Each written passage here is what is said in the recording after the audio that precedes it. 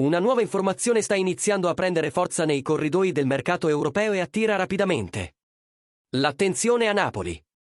Siamo tornati con un nuovo aggiornamento strategico sul Napoli, uno di quelli che richiedono lettura lucida, contesto e grande cautela. Prima di andare avanti, lascia un like al canale e iscriviti, perché il tema di oggi coinvolge un talento altamente valutato, cifre importanti e uno scenario che, per quanto affascinante, è estremamente complesso.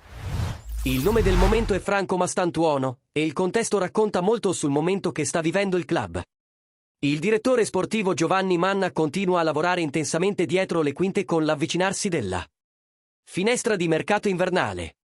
La priorità è chiara: rafforzare il centrocampo con elementi capaci di alzare il livello tecnico e di inserirsi nel modello esigente di Antonio Conte. Tra i vari nomi analizzati, è emerso anche un collegamento con Franco Mastantuono, giocatore che attualmente appartiene al Real Madrid. L'informazione è stata riportata dal giornalista Ekrem Konur, legato ad Arma Sports TV e al portale Coto Offside.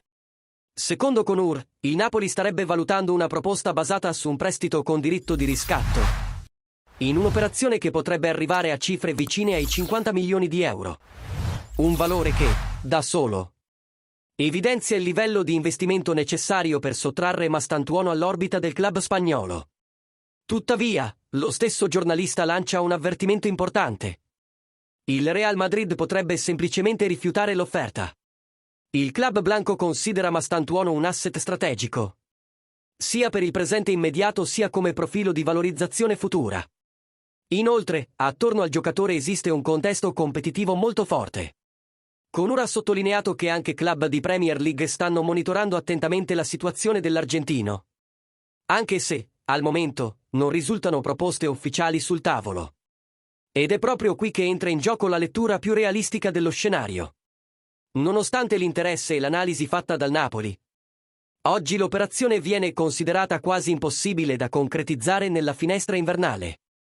Non solo per l'importo coinvolto, ma anche per la posizione del Real Madrid, che raramente si priva di giovani talenti senza garanzie massime di ritorno sportivo o economico. Per un club come il Napoli, noto per una gestione responsabile e decisioni ponderate, un'operazione di questo tipo richiede molto più della semplice volontà. All'interno del club, la tendenza è quella di concentrare gli sforzi su profili differenti. Giocatori forse meno appariscenti sulla carta, ma perfettamente allineati alla visione di Conte, capaci di offrire un impatto funzionale immediato, intensità e rapido adattamento al calcio italiano. Questo è sempre stato uno dei segreti del successo recente del Napoli. Privilegiare la coerenza tattica e la mentalità competitiva rispetto ai nomi mediatici. Il caso Mastantuono, quindi, serve più come termometro del mercato che come trattativa realmente avanzata. Dimostra che il Napoli osserva il livello più alto, valuta opportunità ambiziose, ma non perde il contatto con la realtà.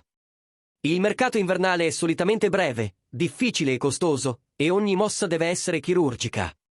Ora voglio sapere cosa ne pensi tu, tifoso del Napoli. Credi che il club dovrebbe tentare un investimento così alto per Franco Mastantuono, nonostante tutte queste difficoltà? Oppure preferisci rinforzi più accessibili e più allineati allo stile di Conte? Lascia la tua opinione nei commenti. E se ti piace questo tipo di contenuto, fatto di retroscena reali, lettura strategica e analisi senza esagerazioni, valuta di inviare un super thanks per sostenere il canale e rafforzare ancora di più questo lavoro.